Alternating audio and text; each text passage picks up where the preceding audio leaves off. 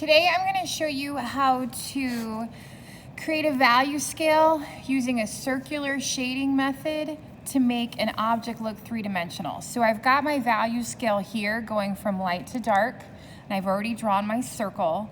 And I am going to start with a dull pencil. It's not very sharp. And I'm going to go in a circular motion right along the edge. And I'm not pushing very hard. My fingers are really loose. I'm not holding the pencil too tight. And I'm just kind of, I'll do it real big here so you can see it. I just keep looping these circles over and over and over. It's just a nice little rhythm that as you layer the value and you keep going over and over the same area, you'll start to get to these darker values and you won't have all of these lines on your paper. It's just a nice, easy way to shade. So I'm just real gently putting circles across the entire circle shape that I drew here. And it looks circly. It looks kind of like I'm scribbling on it. Some people would call this a scumbling or a scribble shading method.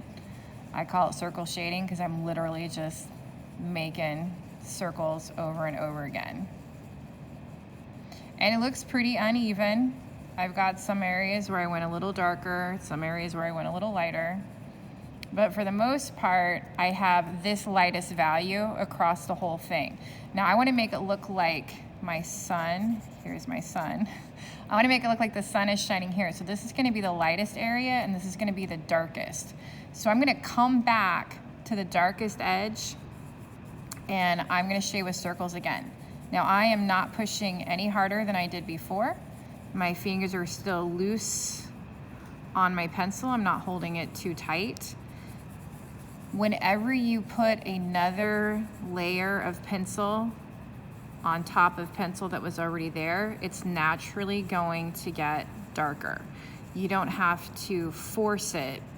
That's just the way it works. So I am coming up in a crescent moon type shape. So I've kind of wrapped it a little bit darker here, but see how it goes from thin to whiter? That's gonna start to make it look a little bit more like a sphere, like a ball, and less like just a flat drawn circle. So this is my second value I'm putting on here. This one right here. So now you can start to see two values. I've got a lighter value and a slightly darker value. I'm on these two values right here. Now I'm gonna go for this one. I'm gonna keep coming back to the same side, the side that's farthest away from my light source or my sun, and I'm gonna layer. And every time I layer, I wrap around the edges a little bit less, and I come up towards the middle a little bit less. That's what gives you that gradual shift in value. And as you can see, I'm still not really pushing any harder. I'm not holding my pencil any harder. I still have a really dull point.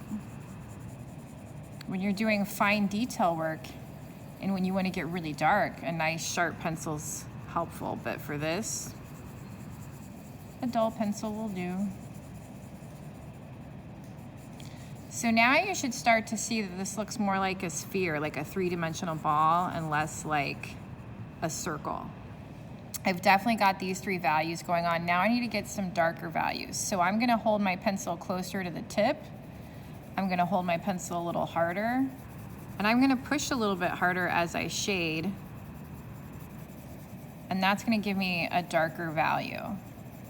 It's like you get a little bit more aggressive, but you don't want to get so aggressive with your shading that you put dark scribbles or lines on it that you can't get rid of later. See how much darker that is already? So the key in shading is to slowly build up value. Don't get too dark or too aggressive too early. You always want your shape to be drawn lightly so that you don't see hard edges outside of your shading. And you just want to slowly build up the value. Now, the nice thing about this circle shading method is you can see here where I'm getting a lot of value. It's blending it really nicely. I don't have hard lines, hard edges. You don't see big dark circles anywhere. It naturally blends the graphite across the paper for you when you shade this way. So it's doing the blending. I know lots of times you learn to use your finger to blur in, but that just puts the dirt and oil from your finger onto the paper, and over time that will age and yellow and not look as good. If you can learn to use the pencil itself to blend, it will look better for it. All right, so I've got some really nice values here. I'm gonna go a little bit darker and put that value right here, farthest away from the sun. I'm not wrapping far around at all.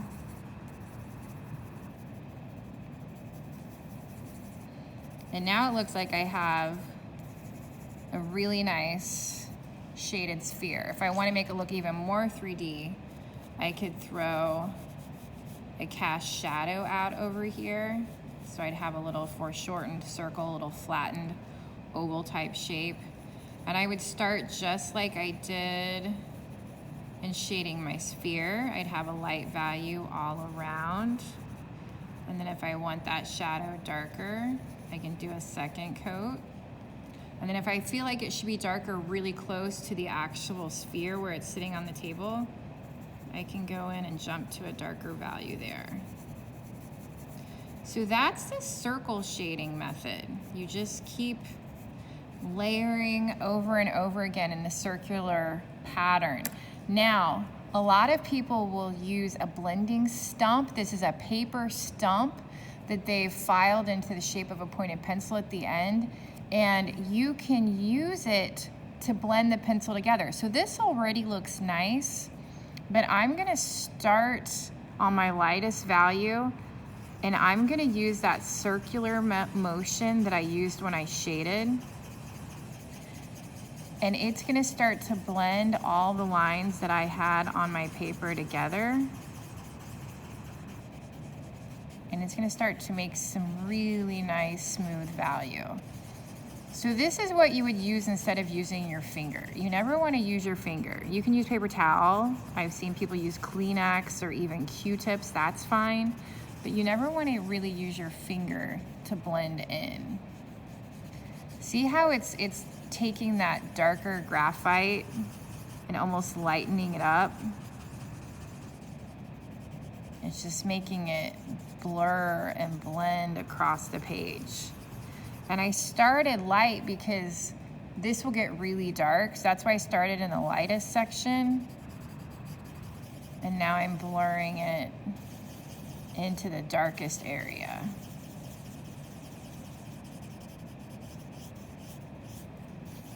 See the difference between that and the pencil, where you just drew with the pencil? Makes a big difference in what the pencil drawing looks like when you do that. So now I'm kind of running it back over the opposite way. And I'm not pushing hard. I'm pushing really light. And I'm letting these values just kind of naturally blend back into each other. But I'm still keeping that circular motion. Now I'm going to come in and shade my shadow and blend it in.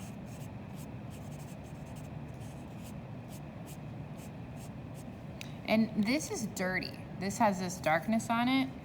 I can actually use it if I want to kind of add to that shadow and extend it. It's the beauty of a blendy stick. I didn't even have anything drawn there, but see how now I've faded out that shadow. Now, when you're done with that, you may want to go in and add a little bit darker value with your pencil and shade a little bit more. And you don't have to blend that in. You've already got this nice smooth value going on. So you can come in with your pencil and add a little bit more pencil that just sits there. That graphite's just gonna sit there, and I'm not gonna go in and blend it. One other thing you can do if you want a brighter highlight, once you've shaded and blended, you can come in with your eraser and you can erase a brighter spot. Try to blow that off. You can erase a brighter spot, and you can take the clean end of a blendy stick and you can blend that right in. So now I've got a nice highlight area there. And that's how you shade with a circular method, and you can use 6 values to slowly make something look 3-dimensional.